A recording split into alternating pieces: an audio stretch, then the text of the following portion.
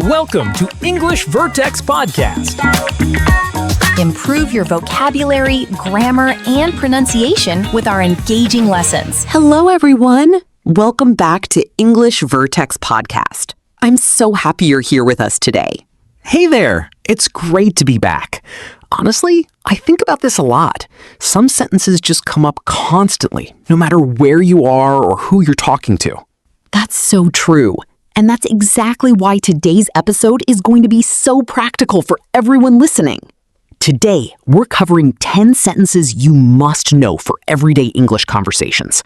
The ones that show up again and again in real life, everywhere from coffee shops to job interviews. By the end of this episode, you'll have 10 ready-to-use sentences memorized and understood deeply, so you can pull them out naturally whenever you need them. While you're listening, think about which of these sentences you already use and which ones feel new to you. Comment below and let us know your favorite one. And if you're new here, welcome to English Vertex Podcast. Please like this episode and subscribe so you never miss a lesson like this one. All right, let's stop searching for the right words in the moment and start having these 10 sentences ready to go. Let's dive in. Let's start with the first group. Sentences that help you begin conversations naturally. Our first 3 essential sentences. Sentence number 1 is simple but powerful. How's it going? It's casual, friendly, and works in almost any everyday situation, from greeting a coworker to chatting with a neighbor. Let me give you some real examples of how this fits into conversation. Hey, how's it going? Long time no see. How's it going today? Busy morning? How's it going with the new apartment? Here's a personal example. I use this sentence constantly with people I see regularly, like my barista or my gym receptionist. It keeps things warm without requiring a long conversation every time. That's such a great everyday habit. Quick question for you, Emily. Is how's it going more formal or informal? Definitely informal. It works great with friends, coworkers, or acquaintances. But for a formal business meeting, how are you fits a bit better. Good distinction. Sentence number 2, nice to meet you. This is essential the very first time you meet someone new, whether at a party, a meeting, or through a friend. Here's a quick dialogue example. Hi, I'm Daniel. Nice to meet you, Daniel. I'm Emily. Simple, polite, and instantly builds a friendly connection. Now, for our listeners, can you think of the last time you used, or could have used, nice to meet you? Write it in the comments below. Sentence number 3. What have you been up to? This is perfect for reconnecting with someone you haven't seen in a while, showing genuine interest in their recent life. Let's practice a quick exchange. Hey, it's been forever. What have you been up to? Oh, not much. Just work and family. You know how it is. Notice how naturally that invites a real update, rather than just a simple hello and goodbye. Can you all try saying these first 3 sentences out loud right now, imagining you're greeting someone you know? So, to summarize this section, how's it going opens casual conversations. Nice to meet you works for new introductions. And what have you been up to helps you reconnect naturally with people you already know. Great summary! These 3 sentences alone can cover so many everyday greeting situations. Now, let's build on that with the next group. Sentences numbers 4, 5, and 6. Essential for asking for help or clarification. Sentence number 4 is incredibly useful. Could you help me with this? It's polite, direct, and works in almost any situation where you genuinely need assistance. Let's look at a real-life situation. Imagine you're struggling to carry heavy bags. You could say, "Excuse me, could you help me with this? It's a bit heavy." Let's demonstrate this with a quick dialogue. Emily, imagine you're confused by a form at the bank. "Excuse me, could you help me with this form? I'm not sure which section to fill in." Perfect example. Polite and clear. Now let's compare formal and informal usage. Casually, you might say, "Can you help me real quick?" More formally, you'd say, "Could you please assist me with this?" Sentence number 5. Could you say that again, please? This is essential whenever you don't fully catch what someone said, which honestly happens to everyone, native speakers included. Let's do a quick practice activity. Imagine someone speaks quickly and you miss part of it. Try saying, "Sorry, could you say that again, please?" "Sorry, could you say that again, please?" That felt so natural and polite. Definitely better than just nodding along confused. Sentence number 6. I'm not sure I understand. Could you explain that differently? This works beautifully in meetings, classes, or any situation involving more complex information. Here are 3 tips for these clarification sentences. First, always add please or sorry to keep them polite. Second, use could you instead of can you in more formal situations, since it sounds slightly softer. Third, don't be afraid to ask twice if you still don't understand. It's completely normal. Those tips are so important, especially not feeling embarrassed to ask again.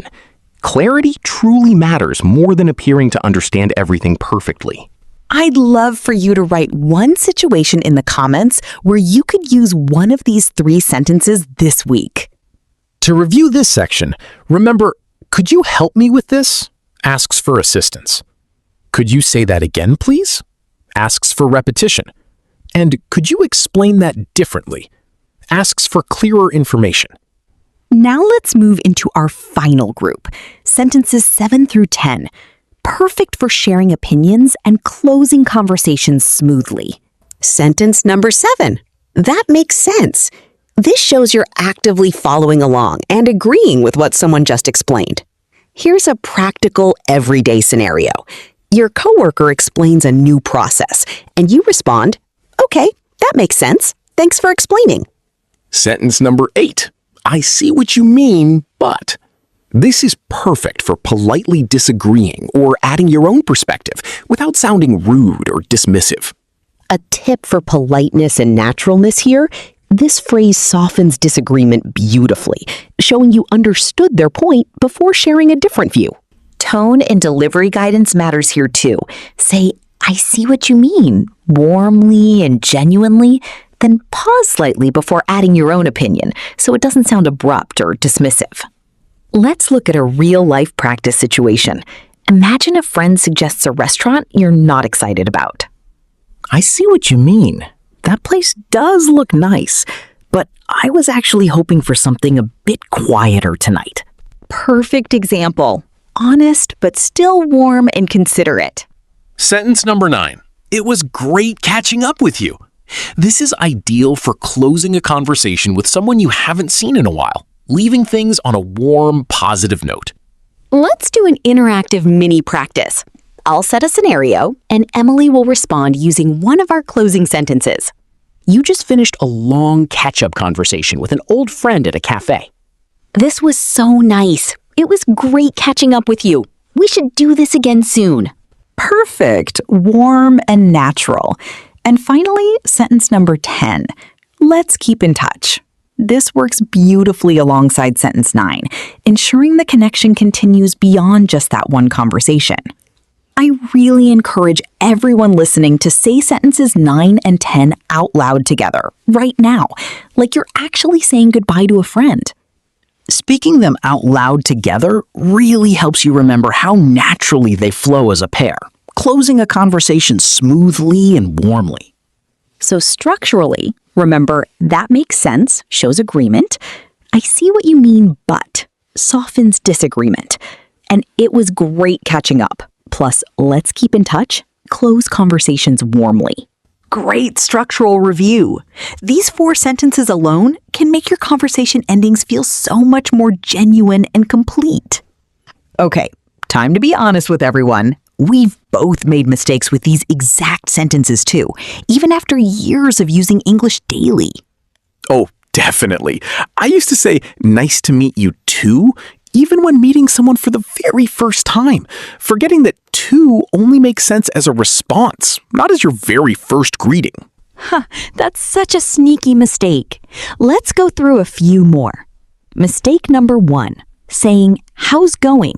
instead of how's it going, accidentally dropping the small but necessary it. Mistake number 2, using can you say again instead of could you say that again, please? Which sounds a bit abrupt without the softer could and the polite please. Why does this happen? Often it's because learners focus on the main verb and forget these small supporting words, even though they carry a lot of the politeness in the sentence. Mistake number 3, saying, I understand what you mean, but when disagreeing strongly, instead of the softer, I see what you mean, but which can accidentally sound more confrontational than intended. And mistake number 4, saying, let's keep in touch, but never following up with an actual way to do so, like exchanging contact information, which can make the phrase feel a little empty. Let's do a quick correction game. I'll say something slightly off and Emily will fix it. Ready when you are. How's going today? Correct version. How's it going today? Can you say again, please? Could you say that again, please? Nice to meet you too, said as a first greeting. Correct version without to. Simply, nice to meet you. Perfect corrections across the board. Please remember, small words like it, could, and please might feel minor, but they carry a lot of politeness and naturalness. So don't feel discouraged if you forget them sometimes. Exactly. And honestly, once you notice these small patterns, they become almost automatic with just a little regular practice. Now, let's move into our favorite part, choose the correct sentence. I'll give you 2 options, and you decide which one is correct and natural. Situation 1. A. How's going? B. How's it going? B. How's it going? Situation 2. A. Nice to meet you too, as a first greeting. B. Nice to meet you, as a first greeting. B. Nice to meet you, since to isn't needed for the very first greeting. Situation 3. A. Can you say again? B. Could you say that again, please? B. More polite and natural. Situation 4. A. I see what you mean, but I was hoping for something else. B. I understand what you mean, but I was hoping for something else. Both work, but A sounds slightly warmer and softer for polite disagreement. And our final one, situation 5. A. It was great catching up with you. B. It was great to catch you up. A. It was great catching up with you, since catch you up actually means something different. Excellent answers across the board. Now, here's your challenge. Pick 3 of today's 10 sentences and use them out loud in imaginary conversations right now. Try adjusting the tone, too. Say one casually to a close friend, then more politely, like to a stranger or new coworker. Remember, real conversation always matters more than perfect grammar. These sentences are meant to help you connect naturally, not to be recited perfectly like a script. So don't worry about sounding exactly like us. Just start using these phrases in your own voice, in your own conversations. Wow, we packed so many useful sentences into this episode. I feel like I want to go use every single one of them today. Same here. Let's quickly recap the 3 main groups we covered today. First, starting conversations with how's it going, nice to meet you, and what have you been up to? Second, asking for help and clarification with could you help me with this? Could you say that again, please? And could you explain that differently? Third, sharing opinions and closing conversations with that makes sense. I see what you mean, but it was great catching up with you. And let's keep in touch. If you can start using even a few of these sentences this week, your everyday conversations are going to feel so much smoother and more natural right away.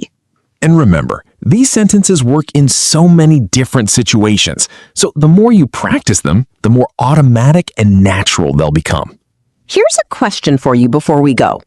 Which of these 10 sentences do you think you'll use the most this week? Tell us in the comments. We'd love to know. And if this episode helped you today, please like it, share it with a friend who's learning English, and subscribe to English Vertex Podcast so you never miss an episode. We put so much thought into choosing these 10 practical sentences, and your support truly means so much to us. Keep practicing. Keep using these sentences in real conversations. And don't worry about sounding perfect. Just sound genuine. Thank you so much for spending this time with us today. See you next time.